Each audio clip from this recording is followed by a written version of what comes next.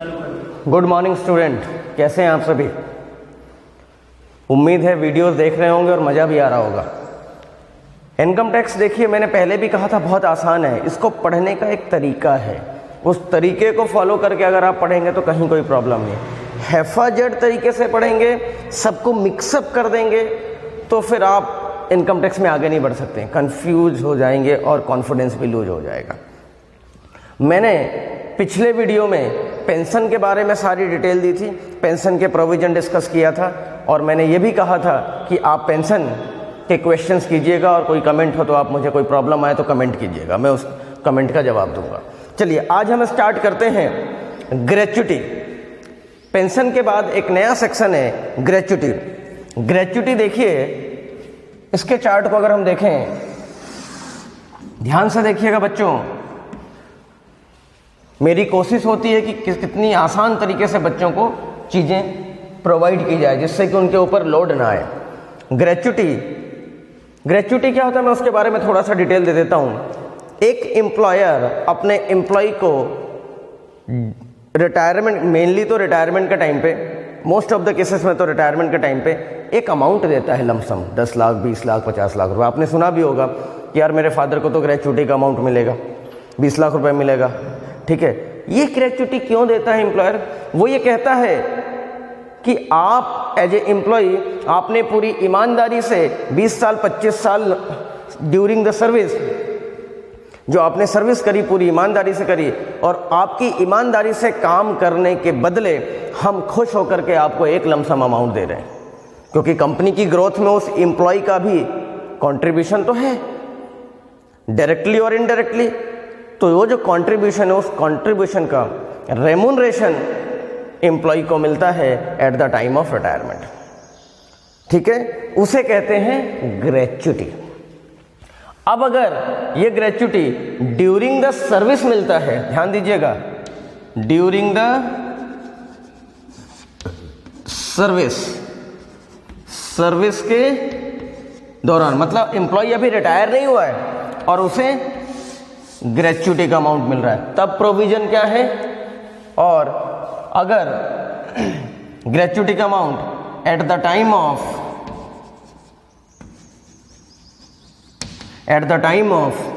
Retirement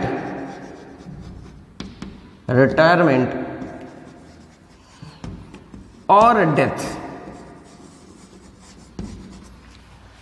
दूसरा case क्या है, ग्रेच्युटी का अमाउंट एम्प्लॉय को रिटायरमेंट के समय मिलता है या उसकी डेथ होने पर उसके लीगल हायर को मिलता है, तब प्रोविजन क्या है।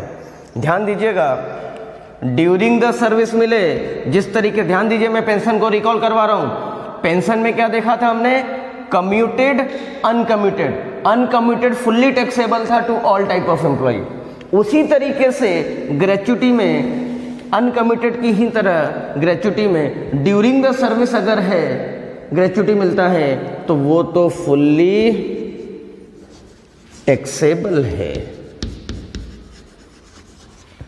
फुल्ली टैक्सेबल है, पूरा टैक्स लगेगा, कोई छूट नहीं मिलेगी। There is no exemption limit when gratuity amount is received by the employee during the service.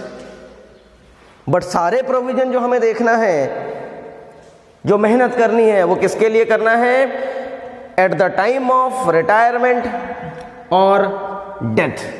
अगर रिटायरमेंट या डेथ के समय ग्रेच्युटी मिलता है तो इनकम टैक्स डिपार्टमेंट कहता है कि हम तो इस पे टैक्स लेंगे। तो कितना टैक्स लेंगे और कैसे टैक्स लगेगा, इसके लिए हमें प्रोविजन को ध्यान से पढ़ने और समझने की जरूरत है माय डियर स्टूडेंट। यहां पर भी आप देखिए,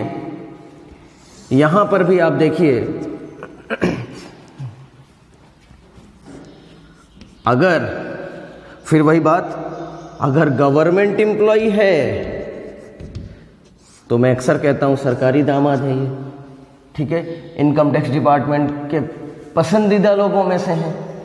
भाई इनकम टैक्स ऑफिसर भी तो गवर्नमेंट एम्प्लॉय होता है, उसे भी तो टैक्स बचाना है, तो वो अपने गले पे छुरी थोड़ी ना चलाएगा।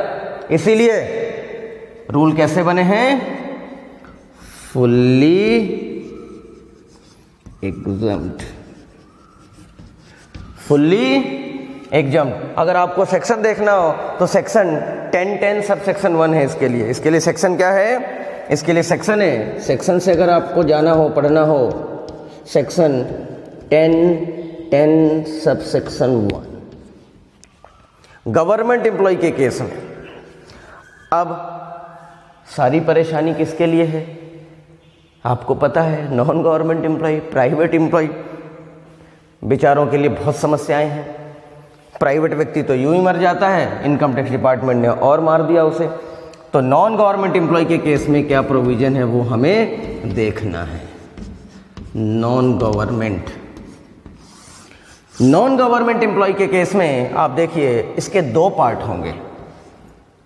सभी में वही एक ही कंसेप्ट चल रहा है, 2 पार्ट करके पढ़ रहे हैं, ध्यान दीजिएगा।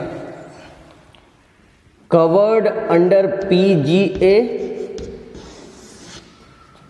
1972 कवर होता है, मैंने टिक किया मीन्स कवर होता है। और दूसरा PGA या लिख देता हूं मैं, नॉट कवर्ड अंडर PGA 1972 में कवर नहीं होता है employee. PGA act 19 payment under gratuity act कब बना था? 1972 में बना था, 1972 में बना था। अगर कोई employee, non government employee payment under gratuity act में कवर होता है तब प्रोविजन क्या है, और employee payment under gratuity act में कवर नहीं होता है तब केस क्या है। ठीक है, लिख लीजिए आप थोड़ा सा, उसके बाद हम आगे बढ़ते हैं। सिंपल सी बातें हैं, लिख लीजिए। ड्यूरिंग द सर्विस मिलता है तो fully taxable, at the time of retirement या डेथ के समय मिलता है तो गवर्नमेंट और नॉन गवर्नमेंट देखिए, गवर्नमेंट एम्प्लॉय है तो fully exempt under section 1010 sub section 1, और नॉन गवर्नमेंट एम्प्लॉय है तो पेमेंट अंडर ग्रेच्युटी एक्ट में अगर वो एम्प्लॉय कवर होता है तब प्रोविजन कुछ अलग है, और अगर वो employee payment under gratuity act में कवर नहीं होता है तो प्रोविजन कुछ और है। अब वो प्रोविजन क्या है ध्यान दीजिएगा, मुझे थोड़े से स्पेस की ज़रूरत है, आप अगर इजाज़त दें तो मैं इधर के पोर्शन पे लिखना चाहूँगा, इसको मैं इधर लिखूँगा, आप उसी में कंटिन्यू करें, इसमें इसके साथ कंटिन्यू करें। समझ पा रहे हैं मैं क्या कह रहा हूँ? इसी के नीचे आप कंटिन्यू करें, इसके ये वाले प्रोविज़न मैं यहाँ लिख रहा हूँ PGA, और ये वाले प्रोविज़न नॉन PGA मैं यहाँ पर लिखूँगा, क्योंकि मेरे पास स्पेस थोड़ी सी कम है, बोर्ड में मुझे रब करना पड़ेगा।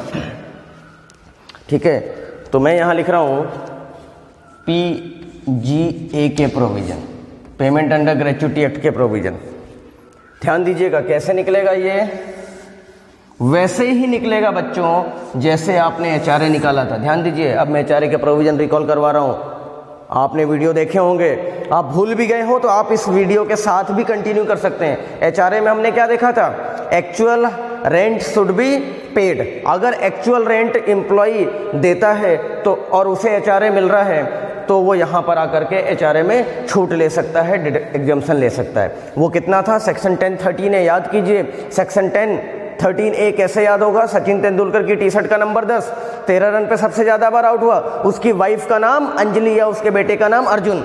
वहां पे हम कैसे निकालते थे? Actual HRA received, least will be exempt. Number 1 actual, थोड़ा स्पीड में बोल रहा हूँ ताकि रिवीजन करवा रहा हूँ इसलिए, लीस्ट विल बी एग्जम्प्ट, उसमें number 1 actual HRA received, number 2 rent paid minus 10% of salary, number 3 40% या 50% ऑफ सैलरी, 50% मेट्रोपॉलिटन सिटी में लगेगा। यहाँ पर सैलरी का मीनिंग अपने आप में स्पेसिफिक है, वो क्या है? बेसिक सैलरी, 3 चीजों की total, basic salary, conditional DA and turnover based commission. ये हमने देखा था, उसी कंसेप्ट को फॉलो करते हुए यहां पर भी ग्रेच्युटी का अमाउंट निकलेगा। देखिए यहां क्या लिख रहा हूं मैं, ग्रेच्युटी रिसीव्ड। ठीक है, सपोज एम्प्लॉय को 18 लाख रुपए ग्रेच्युटी के मिलते हैं। एम्प्लॉय को कितने मिलते हैं ग्रेच्युटी के? 18 लाख रुपीज मिलता है। तो उस 18 लाख का क्या होगा साहब? क्या पूरा टैक्स लगेगा? वो देखना हमें। लीस्ट विल बी, जैसे HRA में देखते थे exempt, least will be exempt, इनमें से जो छोटा होगा वो एग्जम्प्ट हो जाएगा और बाकी पर टैक्स लगेगा, ये कहना चाह रहे हैं। अच्छी बात है साहब। पहला अमाउंट वैसा का वैसा जैसे HRA में लिखते थे,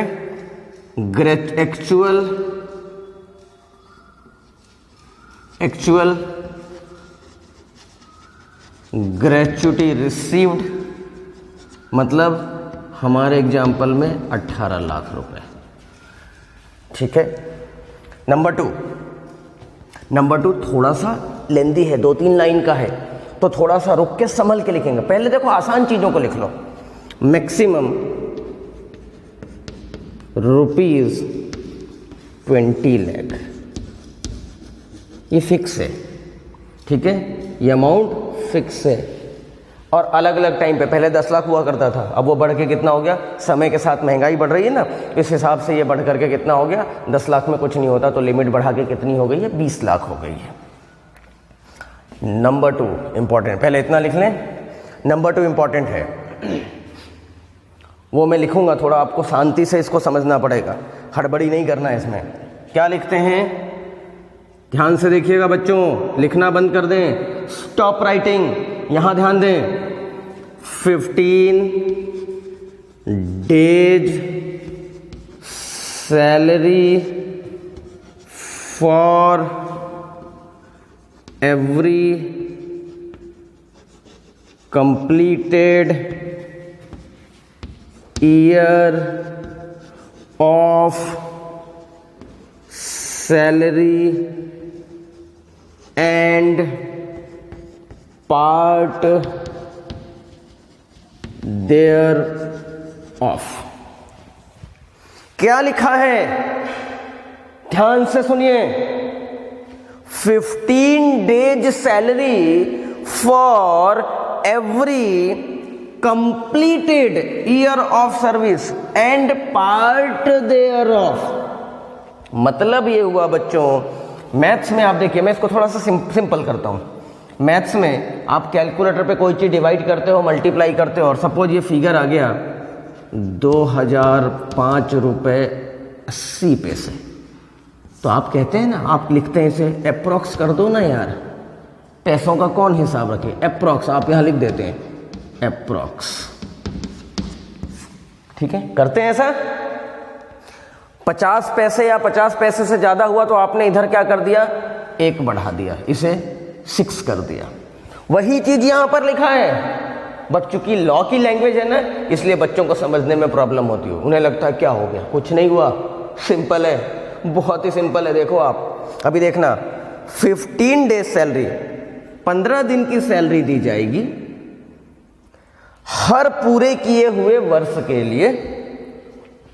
एम्प्लॉय ने जितने साल नौकरी करी होगी ना पूरी, 1 साल के बदले में, जैसे मान लो मैंने 10 साल नौकरी करी और फिर मैं रिटायर हो गया और मुझे पेंशन ग्रेच्युटी मिल गया, तो 10 साल पूरी 10 साल नौकरी करी है मैंने, तो 1 साल के लिए 15 दिन की सैलरी, तो 10 साल के लिए कितने हो गए, 150 दिन की मुझे सैलरी मिलेगी। और 1 दिन की सैलरी मान लो मेरी 5000 रुपए थी, तो 150 × 5000 ये करना है। लेकिन अगर मान लो मैंने 10 साल 7 महीने नौकरी करी और फिर रिटायर हुआ और मुझे ग्रेच्युटी मिल रहा है, तो उस केस में 10 साल नहीं, 6 महीने या 6 महीने से ज्यादा है तो कितना करेंगे 11 साल लेंगे। यही तो लिखा है। अगर कोई पार्ट है तो उसे अप्रॉक्स करके फुल ईयर में कन्वर्ट कर दो। ठीक है, वापस पढ़ूं। 15 डेज सैलरी, देखो गुनगुनाओ इसको मेरी स्टाइल में। 15 days salary for every completed year of service and part there of. ठीक है, पढ़ाई बहुत आसान है, अरे इसको सॉन्ग बना दो ना। 15 days salary for every completed year of service and part there of. ठीक है, यहां पर सैलरी का अपना एक मीनिंग है, ध्यान दीजिए। यहां पर सैलरी का पर्पज क्या है, मीनिंग क्या है। यहां पर सैलरी में ध्यान दीजिएगा, यहां पर सैलरी में बेसिक सैलरी और डीए आएगा। यहां पर क्या आएगा, सैलरी मतलब बेसिक सैलरी और डीए। पहली बात तो ये हो गई ध्यान रखने वाली। दूसरी बात, जब आप 1 डे की सैलरी निकालेंगे, यहां पर मैं यहां लिख देता हूं, जब आप 1 डे की सैलरी निकालेंगे, when you will calculate 1 day salary, तो you have to divide by 26 not 30। आप एक महीने की सैलरी आपकी 30,000, तो एक दिन की सैलरी कैसे निकालोगे? 30 से डिवाइड दे करके। जनरल तरीका तो यही होता है, बट आप चूंकि पेमेंट अंडर ग्रेच्युटी एक्ट में कवर होते हैं, स्पेशल नेचर है, तो कहते हैं कि नहीं 30 से डिवाइड नहीं देना। कितने से डिवाइड देना है? 26 से डिवाइड देना है।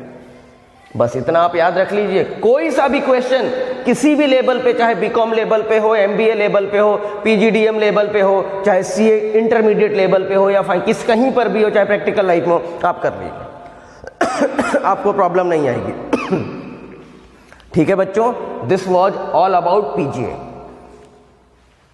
Now I am writing non PGA. Non PGA में क्या होगा, ध्यान दीजिएगा, मैं यहीं पर लिख दूंगा, ज़्यादा उसमें मेहनत नहीं करना है। ये हो गया तो फिर उसमें एक लाइन चेंज करना है सर, इसी के नीचे कंटिन्यू करेंगे। आपको पूरा लिखना है, सिर्फ मैं चेंज बता रहा हूं। चेंज क्या है यहां पर, बाकी तो सब सेम है, बाकी तो सब सेम है, ऐसा का ऐसा, फर्स्ट पॉइंट सेम है, सिर्फ सेकेंड पॉइंट में चेंज है। थर्ड पॉइंट भी वैसा का वैसा 20 लाख रुपए है। अब सेकेंड पॉइंट क्या है? सेकेंड पॉइंट है half months average salary. Half, ध्यान दीजिएगा, half months average salary, half months average salary. Half month की एवरेज सैलरी लेना है आपको। क्या कह रहे हैं? हाफ मंथ की एवरेज सैलरी लेना है आपको। For every completed year of service and, ध्यान से देखिएगा, पार्ट देयर ऑफ, यहां पर पार्ट देयर ऑफ नहीं है। मतलब क्या? अगर आपने 10 साल 11 महीने 28 या 29 दिन भी काम किया है तो उसे अप्रोक्स करके 11 साल नहीं करेंगे, वो 10 साल की ही सैलरी आपको मिलेगी। और 1 साल के लिए आधे महीने की salary, half months average salary for every completed year of service, हर पूरे साल करने के लिए आपको आधे महीने की सैलरी मिलेगी। अब आधा कैसे निकालेंगे? 1 महीने की सैलरी निकालने के लिए क्या करेंगे साहब? 1 महीने की सैलरी आ जाएगी, उसका आधा कर दीजिए आप। तो 1 मंथ की सैलरी कैसे निकालेंगे? यहां पर ध्यान दीजिए, 1 मंथ की सैलरी यहां पर कैसे निकलेगा? एवरेज वर्ड है यहां पर, देखिएगा एवरेज मैंने अंडरलाइन भी किया था। 1 मंथ की सैलरी निकालने के लिए जिस दिन एम्प्लॉय रिटायर हो रहा है उसके ठीक पहले के 10 महीने ले लीजिए।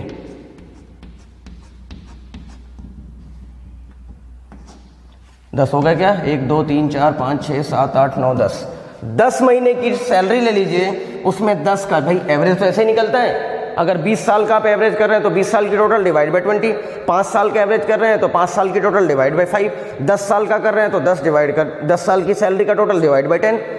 यहां कह रहे हैं 10 जिस दिन रिटायर हुआ है या डेथ हुआ है बंदा, उस दिन से ठीक पहले की 10 महीने की सैलरी ले लीजिए और उसमें 10 का डिवाइड दे दिए, तो एवरेज सैलरी आ जाएगी 1 मंथ की। उस एवरेज सैलरी का आधा कर दीजिए। अब यहां पर बार बार एक वर्ड आएगा, जिस तरीके से यहां पर सैलरी के मीनिंग में 2 चीजें थी, यहां पर भी सैलरी का अपना एक स्पेसिफिक मीनिंग है। और वो सैलरी का मीनिंग क्या है? HRA वाली सैलरी, मतलब 3 चीजों की टोटल। वापस HRA रिकॉल करो। HRA में क्या देखा था हमने? सैलरी में 3 बातें देखी थी, basic salary, conditional DA and turnover based commission. यहां पर वो तीनों ले लीजिए और वो तीनों 10 महीने का लेंगे और डिवाइड बाय 10 करिए। सपोज ये आता है 12,000 रुपए, तो 12,000 का आधा कितना हो गया?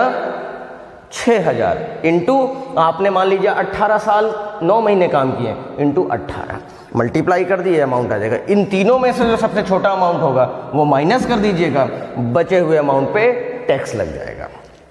ठीक है बच्चों, कोई दिक्कत तो नहीं? कोई दिक्कत तो नहीं? वापस से मैं रिकॉल कर देता हूं, रिकॉल में ध्यान दीजिएगा। हमने क्या देखा था? हमने ये देखा था, आप बोलना कि बस 2 मिनट। हमने ये देखा था कि अगर ग्रेच्युटी सर्विस के दौरान रिसीव हो रही है तब क्या, और रिटायरमेंट के समय मिल रही तब क्या। अगर ड्यूरिंग द सर्विस मिल रही तब तो सिंपल सी बात है, कोई समस्या है ही नहीं इस केस में, फुल्ली टैक्सेबल होगा। और अगर रिटायरमेंट या डेथ के समय मिल रही है तब आपको क्या देखना है, गवर्नमेंट है या नॉन गवर्नमेंट है। अगर गवर्नमेंट है तो आपको पता ही है फुल्ली एग्जम्प्ट होने वाला है, नॉन गवर्नमेंट है तो हमें देखना है पीजीए नॉन पीजीए। अगर पीजीए है तो ये वाले प्रोविजन लग जाएंगे, actual gratuity received, least will be exempt. Number 1 actual gratuity received, number 2 थोड़ा टफ है तो थोड़ा हम थोड़ी देर से देखते हैं, number 3 maximum 20 lakh rupees. Second point क्या है, 15 days salary for every completed year of service and part there of, मतलब and part there of means approx करना है। और यहाँ पर सैलरी का मतलब क्या है, यहाँ पर सैलरी में 2 चीजें आएंगी, बेसिक सैलरी और डियरनेस अलाउंस पूरा। पार्ट ऑफ एम्प्लॉयमेंट देखने की जरूरत नहीं है। लेकिन अगर एम्प्लॉय नॉन पीजीए वाला है तो बाकी सब तो सेम होगा, सिर्फ ये चेंज होगा। इसमें क्या चेंज है, हाफ मंथ्स एवरेज सैलरी। अब एवरेज सैलरी कैसे निकलेगा, जिस दिन रिटायर या डेथ हुआ है उसके ठीक पहले के 10 महीने की सैलरी ले लो, उसमें 10 का डिवाइड दे दो। अब पहले के 10 महीने की सैलरी मतलब यहाँ सैलरी का मतलब कुछ और है क्या सर? बिल्कुल है। वो क्या है, जो एचआरए में आप सैलरी का मीनिंग निकालते थे वही है। एचआरए में सैलरी का मीनिंग क्या था, 3 चीजों की total, basic salary, conditional DA and turnover based commission. बच्चों ये आपका पूरा प्रोविजन है, इसको आप नोट डाउन कर लीजिए, आराम से नोट डाउन कर लीजिए। कोई समस्या आए इसके क्वेश्चंस आप करिए, कोई समस्या आए कोई प्रॉब्लम आए तो आप कमेंट कीजिए, उसके कमेंट का मैं सॉल्यूशन आपको देने की कोशिश करूंगा।